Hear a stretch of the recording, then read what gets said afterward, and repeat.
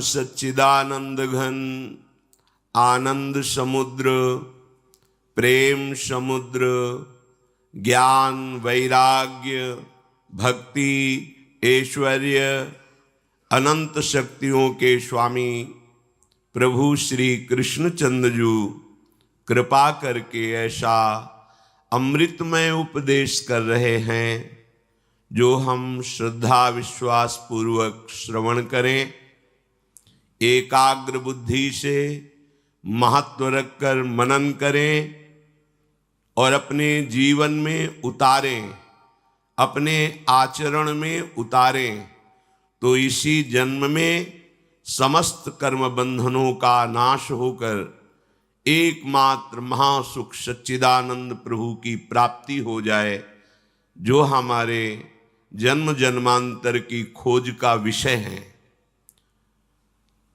हमारे हृदय में जो सुख की चाह, शांति की चाह और सबसे बड़े बनने की चाह है, ये चाह इशारा करती है कि हमारी मांग केवल भगवत प्राप्ति से ही पूर्ण होगी।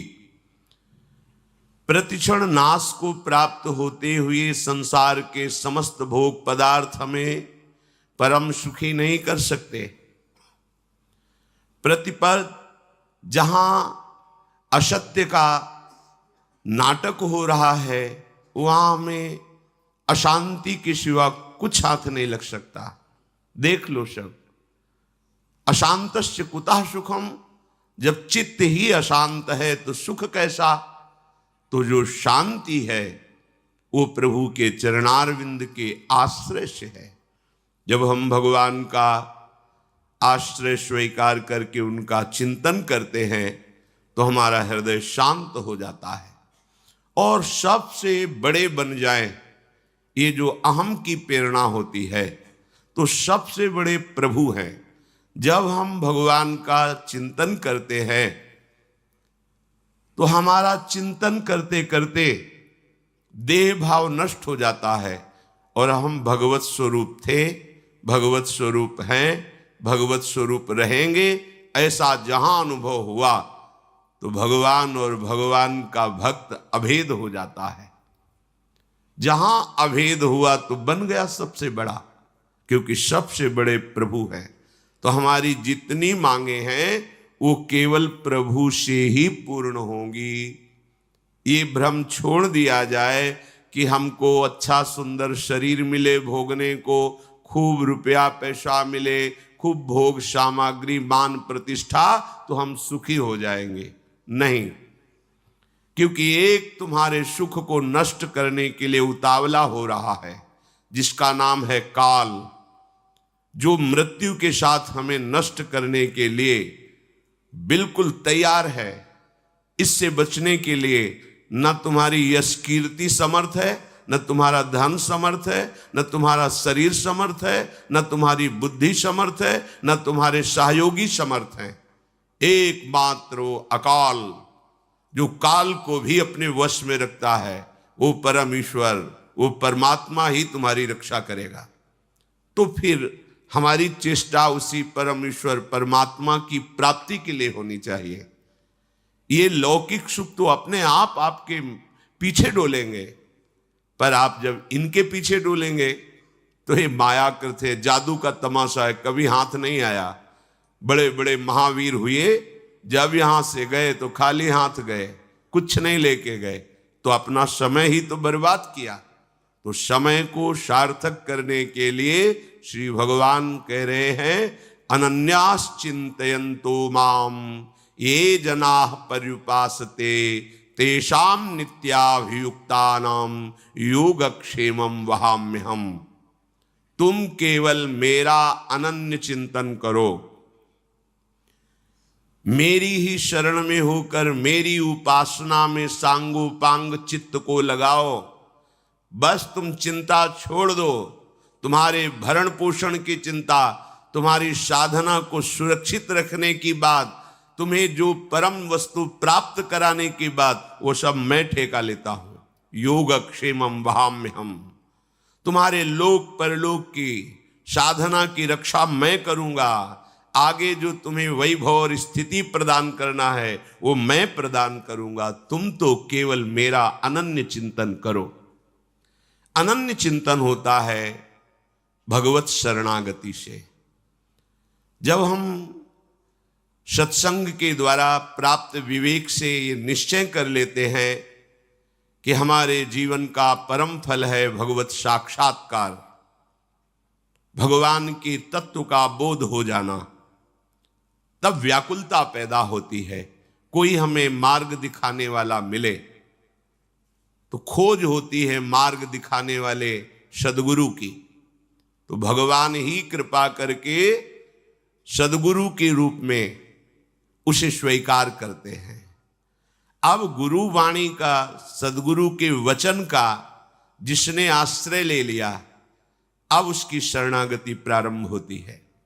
शरणागति का, भगवद आश्रय का पहला सूत्र है नित्य निरंतर अपने प्रभु का भजन करना। पहले भजन मन से नहीं होने लगता। कोई इस भ्रम में न रहे कि मन भजन में सहयोग देगा या मन भजन करेगा। जन्म जन्मांतर से दुर्वासना में फंसा हुआ मन कभी भगवत चिंतन में आपका सहयोग नहीं देगा। जबरदस्ती हमको पुरुषार्थ करके, प्रयास करके इसको भजन में लगाना होगा।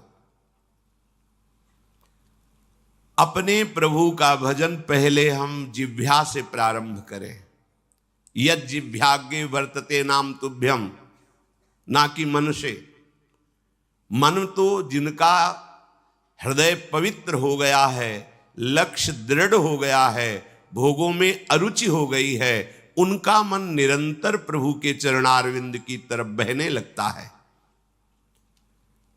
कैसे भी मन लगे न लगे, भाव बने ना बने, आनंद आवे ना आवे, लाभ मिले ना मिले, आपको जैसे डॉक्टर दवा देता है, आप विश्वास करके बिना स्वाद के उसको खा लेते हैं। कड़वी है तो जैसी भी है, क्योंकि हमें रोग नष्ट करना है। तो भव रोग से, महान दुख से, अशांति से, जन्म मरण से छुटकारा पाने के लिए पहला लक्षण है मन लगे ना लगे, हमें अपनी जिह्वा से नाम जप करना है, अपने प्रभु का नाम निरंतर जप करना। जब हम बहुत काल तक जिह्वा से नाम जप करते हैं तो वो नाम स्वाभाविक उपांशु में चलने लगता है। उपांशु कहते हैं ओंठ हिल रहे हैं पर शब्द बाहर नहीं है। फिर जब बहुत काल तक हम उपांशु का अभ्यास करते हैं तो स्वाभाविक मानसिक जप होने लगता है। जिसका मानसिक जप होने लगता है वो शरणागति की पूर्णता की स्थिति प्राप्त करने की योग्यता प्राप्त कर लेता है। इसलिए प्रारंभ में हमें जिह्वा को हिलाते हुए नाम में प्रयास ऐसा करना है कि छूटे ना, नाम ना छूटे। बिल्कुल सच्ची समझो, शाम तक हम जिएंगे कि नहीं भरोसा नहीं है। और हम भरोसा करते हैं कि अभी तो हमारी अवस्था भोग भोगने की है, जवानी है, हम वृद्धावस्था में भजन कर लेंगे। बिल्कुल मूर्खता। अगला मिनट हम रहेंगे कि नहीं। इसलिए जो श्वास, जो सेकंड अभी वर्तमान में है, इसी को हम भगवान के नाम में समर्पित करते हैं। राधा राधा, कृष्ण कृष्ण, जो भी गुरुदेव ने नाम दिया है, आपका जीवन शरणागति के सोपान पर चल पड़ा। जब हम अपने प्रभु का नाम जप करते हैं तो हमारी भावना शुद्ध होने लगती है। राग द्वेष रहित भावना को शुद्ध भावना कहते हैं। तो हमें सब में अपने प्रीतम का भाव लगने लगता है। सारा जगत ये जो उत्तम अधम आचरण करते हुए कहीं शास्त्र सम्मानित आचरण है तो कहीं शास्त्र विरोधी आचरण है, पर इन आचरणों को वो तमोगुण रजोगुण आदि से प्रेरित होकर कर रहा है, पर इन सब का कारण, सबका परम कारण एकमात्र प्रभु ही है। इसलिए वो भाव से सब में भगवत भाव करता है। चाहे क्रूर हो, पापी हो, नीच हो, दुष्ट हो या महात्मा हो, वो सब में अपने एक प्रभु को देखता है। विद्या विनय संपन्ने ब्राह्मणे गविहस्तनी स्वनी च सुपाके च पंडिता समदर्शिनः, वो सब में अपने प्रभु के दर्शन की भावना करता है। तीसरा, जितने भी कार्य हमारे शरीर से हो रहे हैं, भागवतिक या व्यवहारिक, वो शास्त्र सम्मत होने चाहिए, वो गुरुवाणी के अनुसार होना चाहिए। जो गुरुदेव ने उपदेश किया है वो शास्त्र का सार है, उसके अनुसार हमारे आचरण होने चाहिए। और उन आचरणों में अहंकार नहीं होना चाहिए, क्योंकि अगर हम कर पाते तो पहले कर लेते ना, नहीं कर पाए ना, तो अब ये गुरु कृपा से हो रहा है, हरि कृपा से हो रहा है, ऐसा स्वीकार करे तो उसे अहंकार नहीं आएगा, कर्तृत्वाभिमान जागृत नहीं होगा। कर्तृत्वाभिमान नष्ट होना ही साधना का फल है। जिसका जितना देहाभिमान गलित हुआ है उतना ही उसका उच्च स्तर साधना का प्रकाशित हुआ है। देहाभिमान ही अज्ञान है और देहाभिमान रहित हो जाना ही शुद्ध ज्ञान है। चौथा, अपने प्रभु को ही एकमात्र सबसे बढ़कर के प्रियतम मानना। नामावली का जब गान करते हैं तो शिल्पिल्ले बाई का स्मरण आता है। उसमें सुत बिस दियो पूज शिल्पिल्ले भक्ति रसीली पाई। देखो कितना विश्वास होता है भक्त को, कैसा वो श्रद्धावान होता है। एक राजकुमारी और दूसरी एक जमींदार की पुत्री, दोनों को मित्रता थी। एक दिन राजा के यहां भगवत प्रेमी महात्मा आए। वो संत सेवी राजा थे, महात्मा जन आते रहते थे और महात्माओं का कार्य ही होता है निरंतर अपने प्रभु की सेवा और सुमिरन में मगन रहना। सेवा सुमिरन ये बहुत बड़ी सामर्थ्य है। अगर हम हर समय सेवा और सुमिरन में रहें तो कभी कोई माया प्रपंच हमें परास्त नहीं कर सकता। जहां हम सेवा सुमिरन से अलग हुए वहीं माया का प्रभाव पड़ता है। तो भगवान का शालिग्राम स्वरूप उनके पास था, खूब भाव से सेवा कर रहे थे। और नवीन अवस्था की कोमल हृदय वाली ये दोनों सखियां देख रही थी। इनके मन में आया ऐसे हम भी ठाकुर सेवा करेंगे। देखने से सुनने से हमारे हृदय में प्रभाव पड़ता है। गंदी बातें देखेंगे, गंदी बातें सुनेंगे, उसी का चिंतन होगा, हृदय गंदे आचरणों की प्रेरणा वाला बन जाएगा। अगर हम भागवतिक बातें सुनेंगे, भागवतिक दर्शन करेंगे तो भागवतिक चिंतन होगा, हृदय भागवतिक प्रेरणा वाला बन जाएगा। कई दिन संत भगवान रुके, रोज सेवा कीर्तन कथा, सरल हृदया। उन दोनों सखियों में बात आई कि चल करके संत भगवान से कहते हमको भी ठाकुर जी दीजिए। दोनों ने चरण पकड़कर प्रार्थना की, गुरुदेव हमारे हृदय में भी इच्छा हो रही कि हमें ठाकुर सेवा मिले। अब दोनों बच्चे ही थे। संत भगवान ने विचार किया सेवा पद्धति में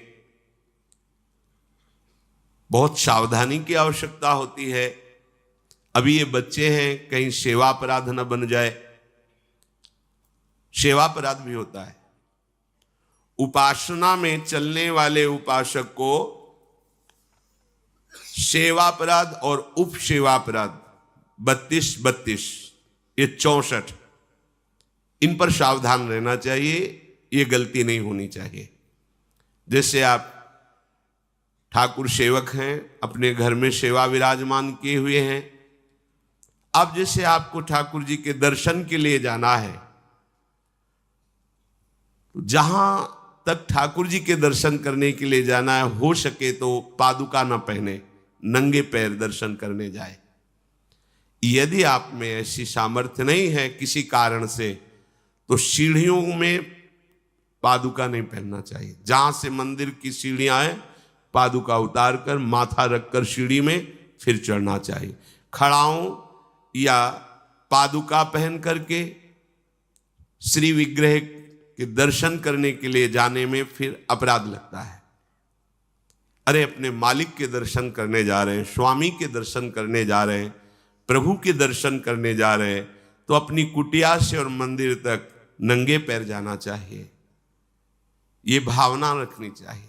भरत जी जा रहे हैं प्रभु के दर्शन करने के लिए, अयोध्या से पैदल ही चले थे, तो सुकुमार चरणारविंद तो बड़े बड़े फफोके छाले पड़ गए थे। वशिष्ठ जी ने देखा, सबने मिलकर भरत जी से कहा पालकी पे बैठ जाइए। तो उनका हाँ, मेरे प्रभु यहाँ नंगे पैर चले हैं और मैं पालकी पे बैठ जाऊं? उचित तो यह है कि अपने प्रभु के दर्शन के लिए मैं जा रहा हूं, तो जहां जहां प्रभु के चरण पड़े वहां मेरा शीश पड़े, अर्थात सिर भर जाऊं। उचित असमोरा सबते सेवक धर्म कठोरा, यहां मैं सर के बल चल के जाऊं पर असमर्थ हूं। तो आप कह रहे हैं पैर में छाले पड़ गए, आप सवारी में बैठ जाइए, ऐसा नहीं हो सकता। तो अपने प्रभु के दर्शन करने के लिए जब जाए तो हो सके सामर्थ्य हो तो पादुका न पहने, कोई खड़ाऊं चप्पल जूता आदि ना पहने। अगर पहने हैं तो बस सीढ़ी तक ही पहन कर जाए, ऊपर सीढ़ियों के नहीं। इतने सुकुमार मत बनो, ये आग में जलाया जाएगा शरीर, ये गाड़ दिया जाएगा शरीर, इससे ज्यादा प्यार ना करो। दूसरा, प्रभु के जो उत्सव हैं, कृष्ण जन्माष्टमी, राधा अष्टमी और भी जो भागवतिक उत्सव हैं, यदि आप अपने आराध्य देव का उत्सव नहीं मनाते हैं तो ये सेवा अपराध है, मनाना चाहिए। चार लोग मिल करके सुंदर फूलों से पत्रों से श्रृंगार करके प्रभु की जय घोष करनी चाहिए, प्रभु की कथा करनी चाहिए, आपस में बैठ करके भगवान के जन्म अवतार की, लीला अवतार की कथा कहे, नाम कीर्तन करे। अगर ऐसा नहीं करता तो ये अपराध है। तीसरा, प्रभु या गुरुदेव के सामने जाकर प्रणाम ना करना, यह अपराध है। जय बार सामने जाए तय बार प्रणाम करें। अगर आप अस्वस्थ हैं, आपका शरीर काम नहीं कर रहा, तो हाथ जोड़कर सर झुका दीजिए, नहीं तो पंचांग या साष्टांग प्रणाम कीजिए। जय बार गुरुदेव से मिले, जय बार प्रभु के श्री विग्रह के सामने जाए, तय बार प्रणाम करें। अगर अपनी कुटिया में भी प्रभु विराजमान है तो जय बार उनके सामने, इससे दासत्व पुष्ट होता है, प्रभु की कृपा प्राप्त होती है, प्रणाम करें।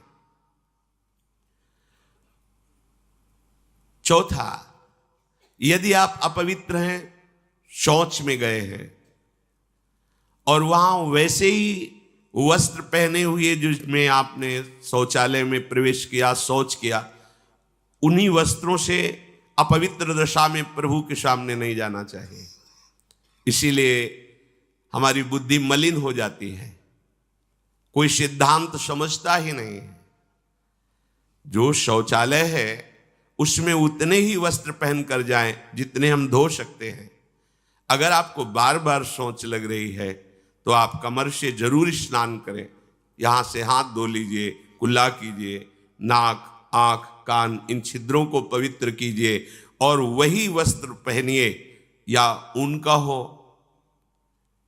नहीं तो जो अन्य वस्त्र हैं, आजकल तो सुविधा है, कोई बाहर तो जाना नहीं होता, वस्त्र उतार दीजिए, उतना पहनिए जितना धो सकते हैं। यदि आप ठाकुर सेवक हैं, भजन करने वाले हैं, ये पवित्रता नहीं रखेंगे तो जहां जो कुछ भी छुएंगे सब अपवित्र हो जाएगा, और अपवित्र बुद्धि भगवान में नहीं लगती, ओ मलिनता छा जाती है। अब ये आज का जो नया समाज है, शास्त्र पवित्रता को जानता ही नहीं है तो स्वीकार क्या करेगा, और बिना पवित्र हुए हमारे विचार पवित्र नहीं होते। इसलिए कभी अपवित्र दशा में ठाकुर जी के सामने, श्री विग्रह के सामने जाना, सेवा सामग्रियों को छूना, ये अपराध माना गया है। प्रभु के सामने या गुरुदेव के सामने जाके ऐसे करना, एक हाथ से प्रणाम करना, ये सेवा अपराध माना गया है। दोनों हाथ भगवान ने दिए, दोनों को जोड़िए, दोनों को जोड़कर सर झुकाइए, इससे तुम्हें कृपा प्राप्त होती है प्रभु की। प्रभु की कृपा का क्या स्वरूप है? नाम में प्रेम होने लगे, जितेंद्रियता आने लगे, हृदय पवित्र होकर सबके सुख भावना में मगन होने लगे, ये प्रभु की कृपा। छठवां, जब हम प्रभु की परिक्रमा करते हैं तो परिक्रमा करते समय प्रभु के जब सामने आवे तो उनको प्रणाम करें। प्रणाम किया, फिर आगे। 4 परिक्रमा हमारे प्रियालाल की होती है। कभी सामने परिक्रमा नहीं करनी चाहिए, जैसे सामने खड़े ऐसे घूम जाते हैं सामने, नहीं, ऐसा नहीं। प्रभु के सामने ऐसे नहीं घूमना, वहीं खड़े खड़े घूम गए 4, ऐसा नहीं। प्रभु को दाहिने करके प्रदक्षिणा। अगर आप प्रभु को प्रणाम नहीं करते, परिक्रमा करते हुए या सामने घूमते, ये सेवा अपराध है।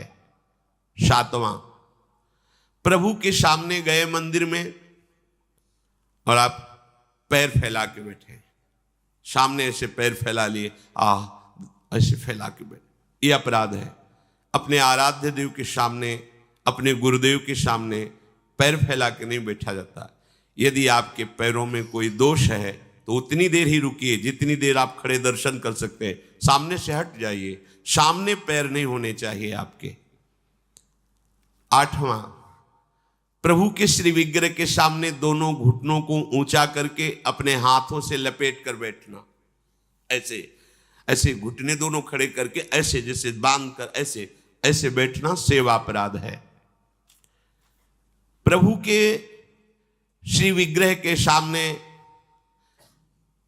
अब जैसे मंदिर में गए, थके हैं आप, दीवार में उड़क करके ऐसे सो, यह अपराध है। प्रभु के श्री विग्रह के सामने उतनी देर ही टिको, बस जितनी देर आप सावधान है, नहीं बाहर निकल जाओ, एकांत सेवन करो। श्री विग्रह के सामने उतनी देर ही। दर्शन करने गए, केवल आपकी दृष्टि नख शिखलो अंग माधुरी, प्रभु की केवल दर्शन कर रहे, आंख बंद कर ली, ध्यान किए, फिर दर्शन, फिर ध्यान। जब मन देखा कि चंचल होने लगा, नेत्र झुकाए, प्रणाम किया, मंदिर से बाहर हो गए। किसी से वार्ता नहीं। प्रभु के श्री विग्रह के सामने उनके चरणामृत और प्रसाद को छोड़कर अन्य नहीं पाना। प्रसाद मिला तो पा गए, चरणामृत मिला तो पी लिए। इसके अलावा ऐसा नहीं कि अब जगह है, प्रभु है, चलो और कुछ नहीं। वहां कोई खाना पीना, कोई व्यसन, ये अपराध है। प्रभु के श्री विग्रह के सामने बैठकर बात करना और उसमें झूठ बोल देना, ये दोनों अपराध है।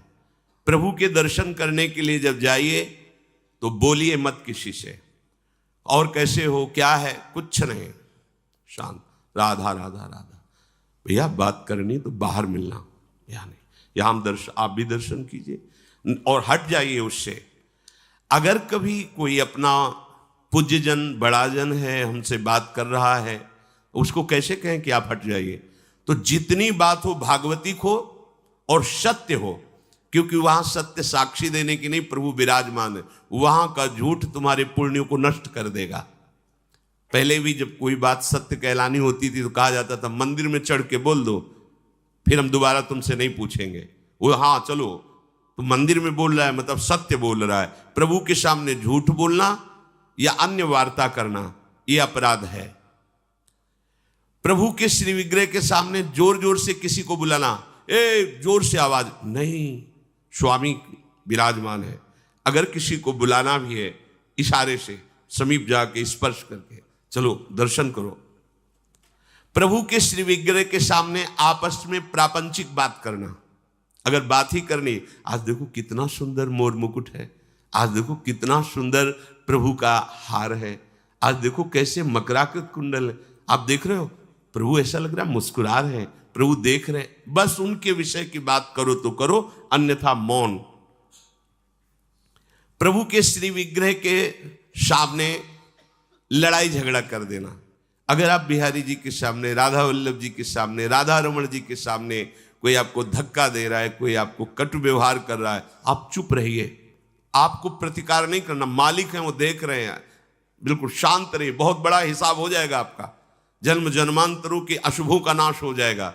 और अगर लौट कर आपने गाली दे दी और थप्पड़ मार दिया तो ये कलह आपके पुण्यों का नाश कर देगी। बहुत सावधानी से भगवत दर्शन किए जाते हैं। प्रभु के श्री विग्रह के सामने किसी को किसी भी प्रकार से पीड़ा देने की भावना कर लेना, भावना भी नहीं करनी पीड़ा देने की, प्रगट में देने की तो बात जाने दो। नहीं नहीं, प्रभु मानो आपने को कोई पीड़ा पहुंचा है तो प्रभु आप सर्व सामर्थ्यशाली, इसकी बुद्धि शुद्ध कर दो, इसका मंगल हो जाए। तो उसकी शुद्ध होगी कि नहीं, उसका मंगल होगा कि नहीं, प्रभु जाने। आपका मंगल हो जाएगा, आपकी बुद्धि शुद्ध हो जाएगी। प्रभु के श्री विग्रह के सामने किसी को आशीर्वाद देना, आप प्रभु के दर्शन करने गए, कोई आपको प्रणाम कर रहा, खुश रहो, जय हो जय, नहीं, देखना भी नहीं उधर, सीधे प्रभु की तरफ देखो। वहां कोई भी कहीं भी किसी को भी प्रणाम करे, वो प्रणाम प्रभु को हो रही है। आप बिल्कुल ये मानकर कि मेरे को प्रणाम कर रहा है उसको आशीर्वाद, बिल्कुल नहीं, प्रभु की तरफ केवल देखें। अगर किसी को ऐसे, तो वो अपराध बनता है। प्रभु के श्री विग्रह के सामने किसी को गाली देना, निष्ठुर वचन बोलना, यह अपराध है। प्रभु के श्री विग्रह के सामने कंबल से शरीर ढक करके वहां बैठना, ऐसा। ये जो हमारा भजन करते हुए, सेवा करते हुए मन कठोर होता है, प्रेम में नहीं डूबता है, हमसे गलतियां होती रहती हैं। प्रभु के श्री विग्रह के सामने बैठ करके दूसरे की निंदा कर देना, ऐसा होता है। जैसे श्री जी के सामने बारंडा है, से जहाँ समाज होती, वहाँ बैठे हैं, अब घंटों बैठे हैं, अब आपस में चर्चा कर रहे हैं, अमुक की, ये अपराध है। एक की प्रशंसा, एक की निंदा, और प्रभु सामने बैठे हैं। बिल्कुल वहाँ बैठना है तो मंत्र जप करो, नाम जप करो, या पद गान करो जिनमें उनकी लीलाओं का गायन किया गया है। प्रभु के श्री विग्रह के सामने किसी को हाथ जोड़कर उसकी बड़ाई करना नहीं, प्रभु के सामने नहीं, कि आपने तो बड़ी कृपा की उस दिन वहां मिले, ऐसा कुछ नहीं। ये सावधानी रखनी है, तो सावधान रहना चाहिए। प्रभु के श्री विग्रह के सामने हंसी मजाक, अश्लील शब्दों का उच्चारण करना, एक दूसरे से हंसी मजाक कर रहे हैं, सेल्फी ले रहे हैं, ये सब नाटकबाजी नहीं तो आए हो धाम में कृपा प्राप्त करने के लिए और बन जाएगा अपराध। प्रभु के श्री विग्रह के सामने अधोवायु आदि का त्याग करना, ऐसा कुछ है, एक झलक लीजिए, बाहर जाइए, वहां मर्यादा है। ये कोई ऐसा नहीं कि मनोरंजन का स्थान हो, इन्हीं की कृपा से हमारा जीवन सत मार्ग में चलता है। और आपसे सच्ची कहते हैं, ये हमारे प्रभु राधा वल्लभ लाल जी, बांके बिहारी लाल जी, राधा रमन लाल जी, ये मूर्तिकार की रचना नहीं, साक्षात प्रिया प्रीतम है। हमारी भावना नहीं बन पा रही, इसीलिए है, नहीं तो इनके इशारे होते हैं, ये मुस्कुराते हैं, और जो आप बात करोगे उसका उत्तर आपको मिल जाएगा, आपके ही हृदय में बैठकर उत्तर दे देंगे।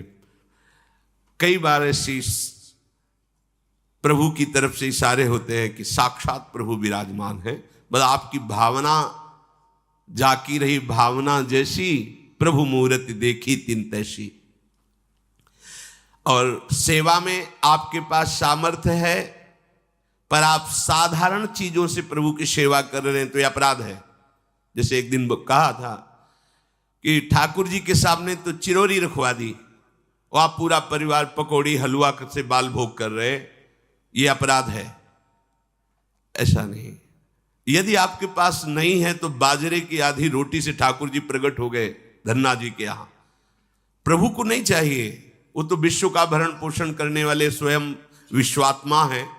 पर यदि आपके पास है तो उत्तम उत्तम भोग लगाइए, उत्तम उपचारों से प्रभु की सेवा कीजिए।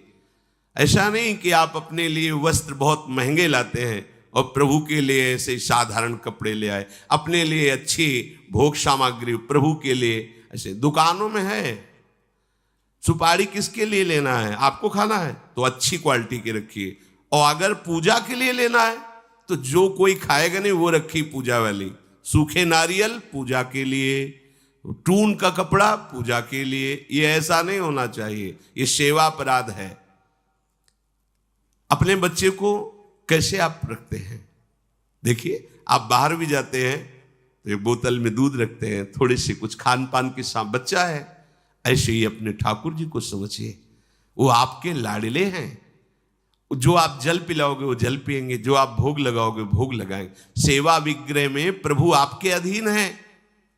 अगर सेवा विग्रह में आपने ऐसा बर्ताव किया जो नहीं होना चाहिए तो आपका हृदय कठोर हो जाएगा, आपकी भक्ति बाधित हो जाएगी। वैसे भी आसक्ति होनी चाहिए। जो सेवा विग्रह आपको प्राप्त हुआ उसमें आसक्ति होनी चाहिए। अच्छे से अच्छे पदार्थ देखकर मन ललचा जाए कि मेरी सामर्थ्य तो नहीं, पर अगर सामर्थ्य होती तो आज प्रभु को ये भोग लगाते, आज प्रभु को ये पहनाते, तो आप ये समझो आपको उसका फल मिल गया। चढ़ा नहीं पाए, समर्पित नहीं कर पाए, पर उसका फल आपको मिल गया, क्योंकि आपने विचार किया ना, भावना की ना, और प्रभु भाव ग्रहण करते हैं। प्रभु को बिना अर्पित किए किसी भी वस्तु को खाना पीना यह सेवा अपराध है। यदि आप गुरुमंत्र लिए हो, ठाकुर सेवा विराजमान किए हो और आप बिना अर्पित किए पाते हैं तो अपराध है। एक बार नंदगांव, ब्रज भक्तों के चरित्रों में है, नंदगांव में एक संत भगवान गुफा में भजन करते थे, तो माँ धूकरी मांग कर लौट रहे थे तो पीछे से आवाज आई, बाबा मुंह पे कृपा करो। पीछे मुड़ के देखा तो एक श्वान कुत्ता था। सोचा शायद कानों में ऐसे ही, फिर आगे, बाबा सुनाना है, मुंह पे कृपा करो। तो कौन हो तुम?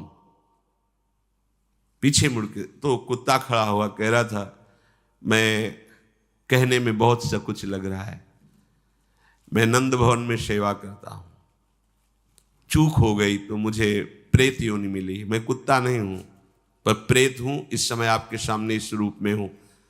तो आप इतनी बड़े स्थान से ऐसे कैसे च्युत हो गए, प्रेत कैसे बन गए? तो उन्होंने कहा, ठाकुर जी के लिए जो अमनिया आता उसको बिना भोग लगाए मैं पा लेता, स्वीकार कर लेता, उस अपराध के कारण मुझे ये योनि मिली। बाबा ने कहा, आपका परम कल्याण हो। तुरंत मधुकरी पाई और जूठन दी। जे ही जूठन पाई तो प्रेत योनि से मुक्त होकर श्री ठाकुर जी के धाम को गए। अगर आप बिना भोग लगाए पाते हैं, बिना भोग लगाए जल पीते हैं, जल भी पीना है तो आप अपने गुरुदेव का स्मरण करके नाम लेकर ही जल पीजिए, उनको भाव से अर्पित करके। भोग पाइए तो अर्पित करके। अगर आप अर्पण नहीं करते हैं तो इसमें अपराध बनता है, ये आपकी बुद्धि को भ्रष्ट कर देगा, मलिन कर देगा। बिना भोग लगाए कुछ नहीं पाना। अगर ऐसा नियम रखोगे तो तुम्हारी बुद्धि रोज का रोज भक्ति के रंग में रंगती जाएगी, हृदय द्रवित हो जाएगा। बिना अपने आराध्य देव को अर्पित किए हुए कुछ भी नहीं स्वीकार करना। अगर हमें वस्त्र भी पहनना है तो पहले प्रभु को अर्पित करना है। अगर ऐसी भावना रखोगे तो बहुत जल्दी प्रभु कृपा करके अपनापन आपके हृदय में प्रकट कर देंगे। जो सबसे बड़ी सिद्धि है कि श्री जी हमारी, लाडली जो हमारी, ये भाव आ जाना, हमारे माई श्यामाजू को राज, ये सबसे बड़ी सिद्धि हृदय में आ जाना। जैसे मीरा जी कहते, मेरे तो गिरधर गोपाल दूसरो न कोई। प्रभु को निवेदन किए बिना कोई भी वस्तु खाना पीना ये सेवा अपराध है। और जो ऋतु